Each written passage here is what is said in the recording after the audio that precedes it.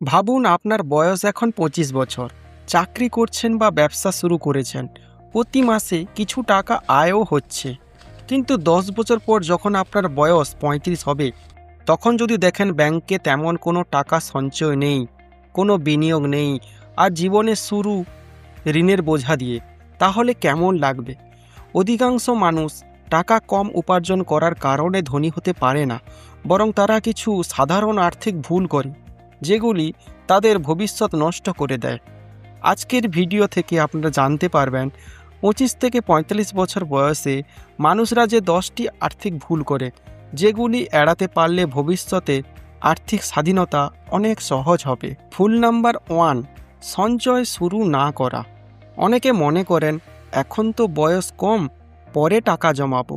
কিন্তু সবচেয়ে বড় ভুল এটাই, কারণ টাকা যত আগে বিনিয়োগ করবেন তত বেশি কম্পাউন্ডিং কাজ করবে। ধরুন আপনি ২৫ বছর বয়সে মাসে ৩,০০০ টাকা বিনিয়োগ শুরু করলেন, আর অন্য একজন ৩৫ বছর বয়সে একই টাকা শুরু করলে শেষ পর্যন্ত প্রথম ব্যক্তি অনেক বেশি টাকা জমাতে পারবেন, কারণ তিনি সময়টা বেশি দিয়েছেন। এই কারণে ভুল নাম্বার ২, আয়ের সব টাকা খরচ করে ফেলা। অনেকে মাসের শেষে বলেন, যা আয় করি সব শেষ হয়ে যায়। আসলে সমস্যা আয়ে নয়, সমস্যা পরিকল্পনায়। প্রথমে সঞ্চয় করুন, তারপর খরচ করুন। ভুল নাম্বার ৩, অপ্রয়োজনীয় ইএমআই নেওয়া। নতুন মোবাইল, বাইক বা গ্যাজেট কেনার জন্য ইএমআইতে নেওয়া আজকাল খুব সাধারণ, কিন্তু মনে রাখবেন ইএমআই আপনার ভবিষ্যতের আয় আগেই খরচ করে দেয়। ভুল নাম্বার ৪, জরুরি তহবিল না রাখা। যদি হঠাৎ চাকরি চলে যায়, যদি অসুস্থ হয়ে পড়েন, তখন কি করবেন? অত্যন্ত ৬ মাসের খরচে সমান কিছু ইমার্জেন্সি ফান্ড আপনার কাছে রাখা উচিত, যা কিন্তু আপনার ইমার্জেন্সিতে আপনার কাজে লাগতে পারে। ভুল নাম্বার ৫, বিনিয়োগ না শেখা। অনেকে শুধু ব্যাংকে টাকা রেখে দেন, কিন্তু মুদ্রাস্ফীতির কারণে সেই টাকা মূল্য ধীরে ধীরে কমতে থাকে। তাই SIP, mutual fund, index fund ইত্যাদি সম্পর্কে শেখা শুরু করুন। ভুল নাম্বার ৬, ক্রেডিট কার্ডের ভুল ব্যবহার।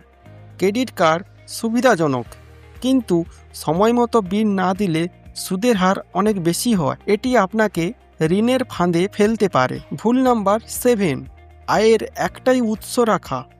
শুধু চাকরির উপর নির্ভর করবেন না, বা শুধু ব্যবসার উপর নির্ভর করবেন না।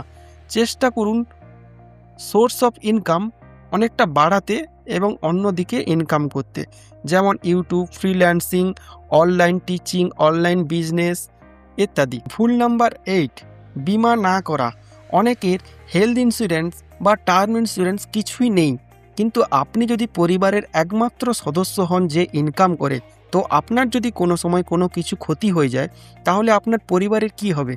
তাই অবশ্যই পরিবারের সবার কথা ভেবে টার্ম ইন্স্যুরেন্স অবশ্যই নিয়ে রাখুন, এবং হেলথ ইন্স্যুরেন্স নেওয়া জরুরি, কারণ হসপিটালাইজড হওয়া মানে পকেট ফাঁকা হয়ে যাওয়া।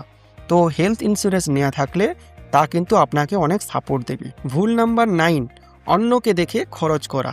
বন্ধু নতুন ফোন কিনেছে, তাই আপনাকেও কিনতে হবে। এটাই সবচেয়ে বিপজ্জনক মানসিকতা।